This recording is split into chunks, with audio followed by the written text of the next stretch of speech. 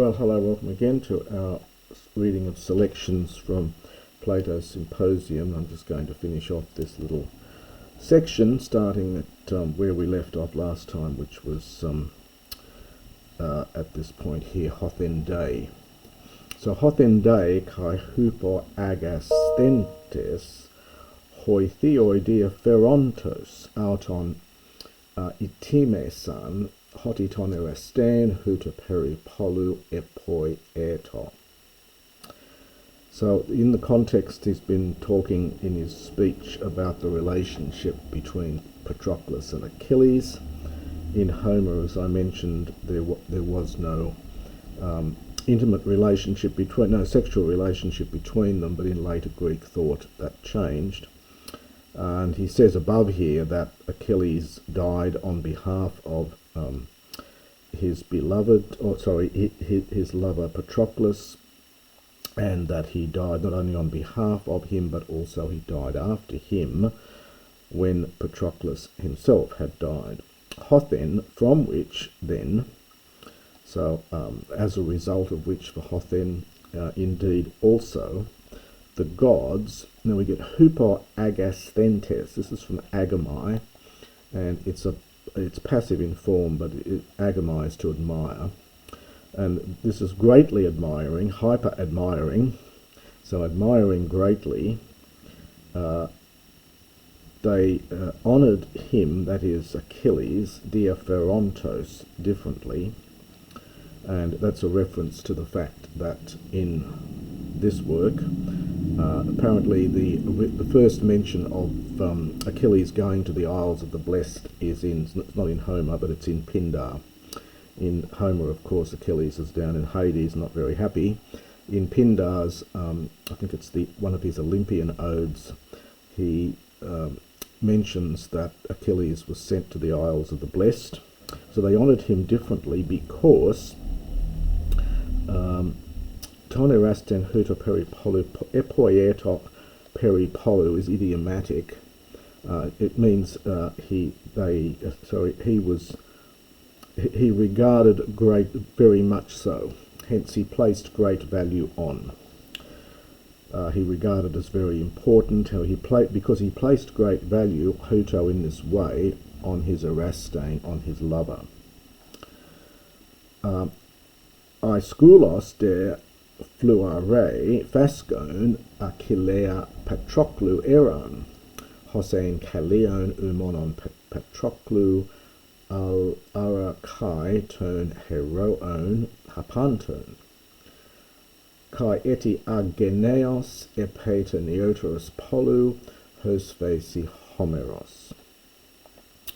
So he says, Aeschylus, fluare is from fluareo, it's an epsilon contract verb. It means to talk rubbish, to talk nonsense, to babble. So Achilles is talking nonsense. Fascone is this iterative form, formed from phemi, from the root of phemi plus iterative. It means to claim or maintain, generally falsely. It's a lovely word in Greek. It's often used if someone claims something. We sort of do it by intonation, but Greek has this lovely word fascone. In other words, they say something, but it's not really true. So Aeschylus is talking nonsense when he claims, or claiming, that Achilles eran to be the lover of Patroclus, in the sense that Achilles is the Erastes. Now the Erastes is the older of the two. The reference here probably is to the lost play The Myrmidons of Aeschylus. We have a fragment of that, fragment 135-6, which apparently mentions this. So Aeschylus maintains that Achilles was the Erastes and hence Patroclus the eromenos.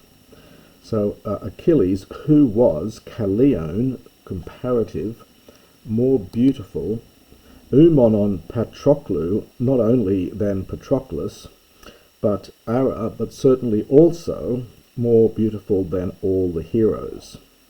Kai eti ageneos, and he was still ageneos, without a beard. So he was still beardless, and then neoteros polu, and then much younger, hos face in homeros, as Homer says.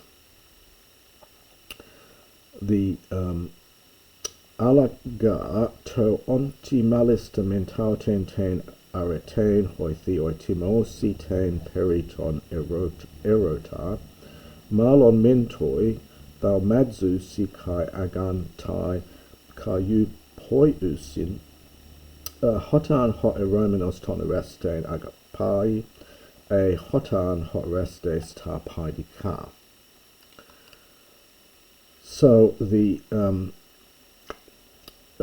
but, and we get alaga, so it's almost for rather than the but here, but it's an ala because it's comparing it with what Aeschylus said. But in reality, the gods honor most of all such virtue, such arete, and then the tain refers back to the virtue regarding the erota, regarding the lover, regarding the love, I should say.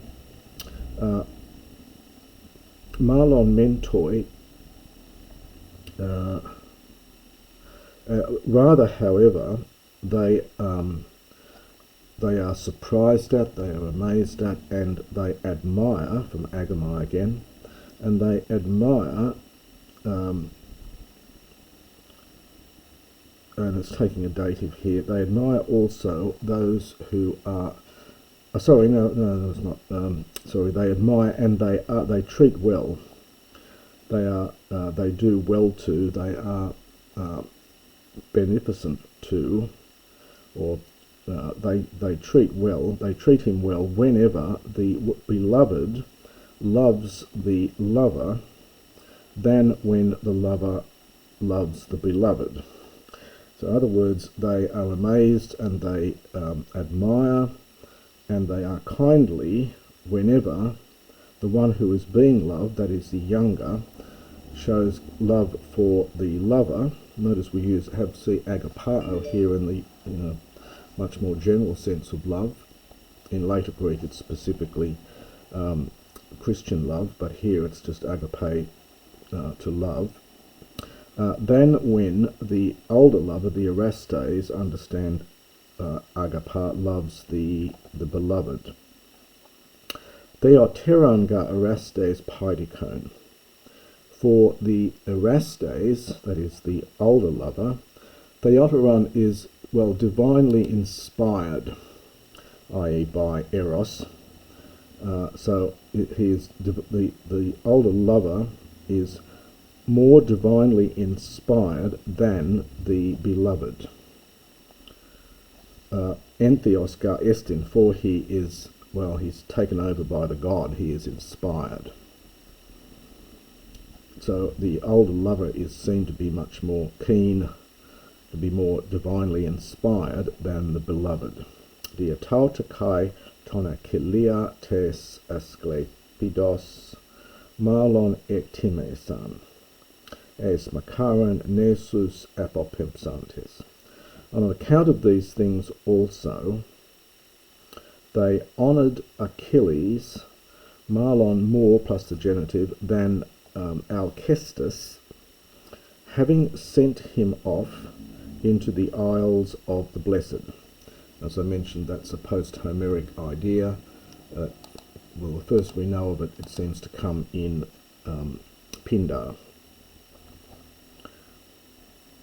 Huto de egoge fami erota theon kai presbutaton kai timiotaton kai kuriotaton anai tes aretes kai eudaimonias tes in anthropos kai sosi kai teleutesasin. Thus indeed I say that eros, to be both the oldest of the gods and the most honoured and perhaps the most masterful, with regard to, now ace doesn't take a genitive, so you've got to look for accusative here, with regard to the possession of arete of virtue and happiness, for men, both for the living and for those who have died, for the dead. And that is the end of Phaidros' speech, and I'll finish this recording at this point.